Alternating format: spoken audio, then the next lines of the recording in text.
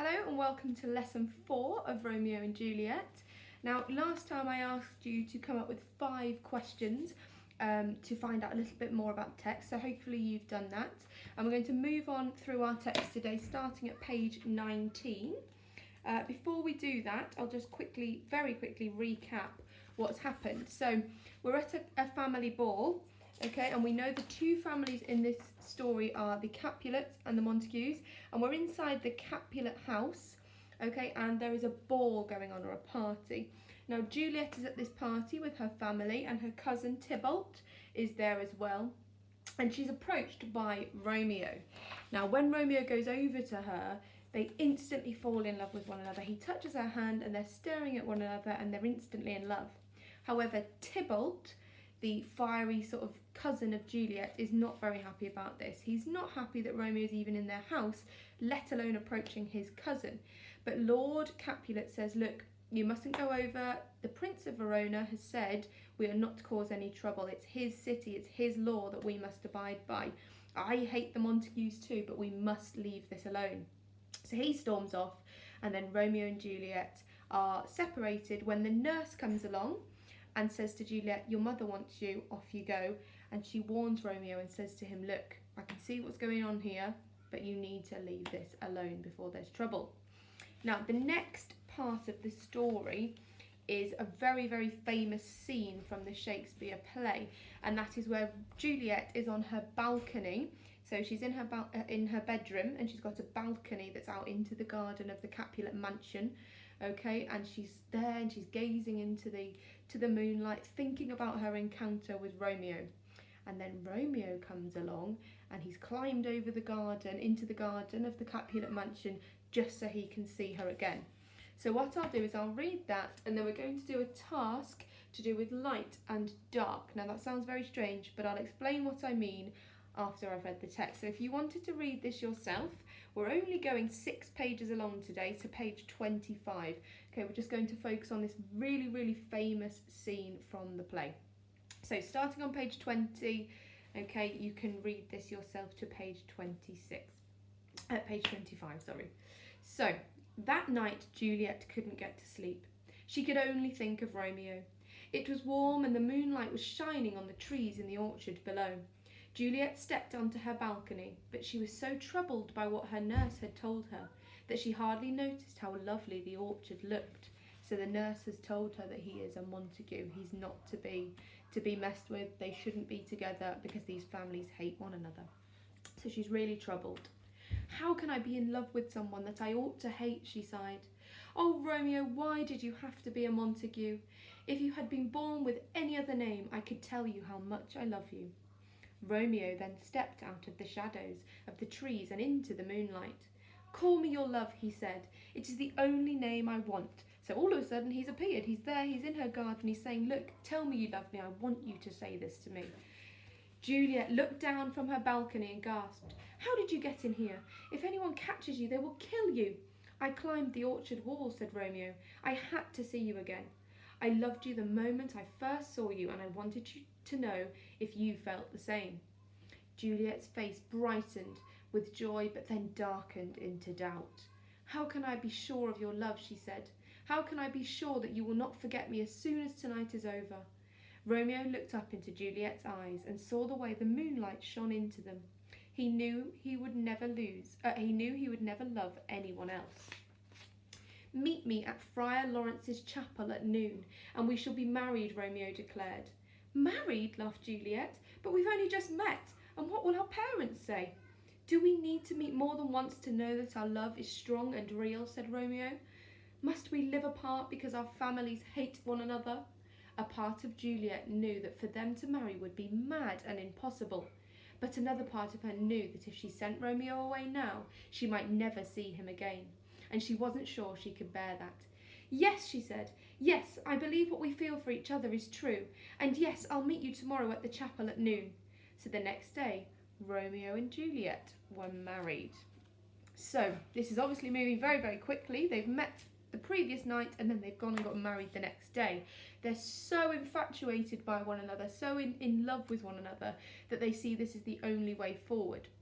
Now, This is a very famous scene in Shakespeare's play, and he's really famous for the way he describes Juliet, or the way Romeo is viewing Juliet upon that balcony. And he uses a lot of similes and metaphors and vocabulary to do with light, as in light from the sun and light from the moon, okay? Now, in this version, there are still little bits of that. So what I want you to do is to go from page 19 and just try and write down every time that in the text that it refers to light in some way. So I'll show you what I mean. On page 20, you can see it circled there. That night, Juliet couldn't get to sleep. She could only think of Romeo. It was warm and the moonlight was shining. So what I would write here is moonlight. Okay, so he talks about moonlight, and then it says that it is shining. Okay, so that's the first time it's mentioned and the second time it's mentioned. I also want you to be looking for every time it mentions something to do with darkness. Okay, and we get the first one of those on the next page, on page 21. So if we carried on reading, it says Romeo stepped out of the shadows. Okay, so Romeo is in the shadows. So that is referencing darkness. Okay, if you wanted to do this on your own as a task independently, pause this video now and go through that passage of text up to page 25 and write down every word that is to do with light and every word that is to do with darkness, every piece of vocabulary. So if you want to pause it now, and I will carry on doing this if you wanted me to help you. Okay, so if we move over the page onto page 22, it says, Juliet looked down from her balcony and gasped, and so on. And it doesn't say anything about light or darkness on that page there, page 22. However, when we get over here, we've got Juliet's face brightened with joy, then darkened with doubt. So brightened and then darkened. So brightened and then darkened. Darkened on there, okay? So we've got some more references to light and another one there to darkness. Okay, and then if we carry on down that page on page 23, it said Romeo looked up into Juliet's eyes and saw the way the moonlight shone in them. Okay, so we've got moonlight again, and then we've got the word shone. Okay, past tense of shine. We've already had shining. So her eyes were shining, or the moonlight was shining, and now he's looking at the way the moonlight shone in her eyes. Okay, I don't think there are any more on page 24 or 25.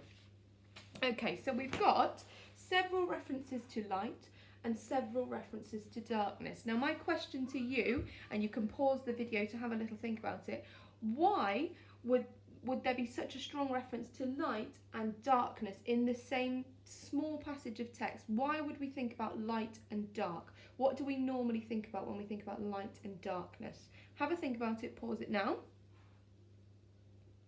Okay, so hopefully you might see that they are complete opposite to one another. Okay, when we have light, we don't have darkness, and vice versa. So what Shakespeare tried to do in his original script, and it's seen a little bit here within this version, is he's trying to show on one hand the light is the love between the two of them. So the good, the love, how much love they've got for one another. On the other hand, there is so much hate between these two families that it could get them into a lot of trouble to be involved with one another. So as much as they love one another, okay, there is also this dark side, okay, this hatred between their two families. So what he's trying to do is show that in that moment, yes, they've got so much love for one another, but actually they need to be a little bit cautious here as well. There could be a bad ending to all of this. So that is what the authors of this book have tried to do. They've tried to capture the original Shakespearean ideas, okay, of love and hate within this chapter, or within this short part of the text. So what I want you to do now is to try and write a poem using some of these pieces of vocabulary to show these two different sides of Romeo and Juliet. So the fact that they are in love on one hand, and the fact that actually their families hate one another on the other hand, okay, and that this could be a bad thing for them to get involved with one another.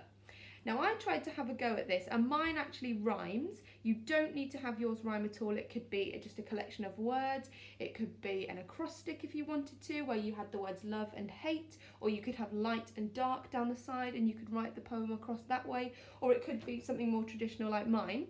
I will read mine now and I will show you where I have used some of this vocabulary. So if I just move the iPad very quickly over here, hopefully you can see that.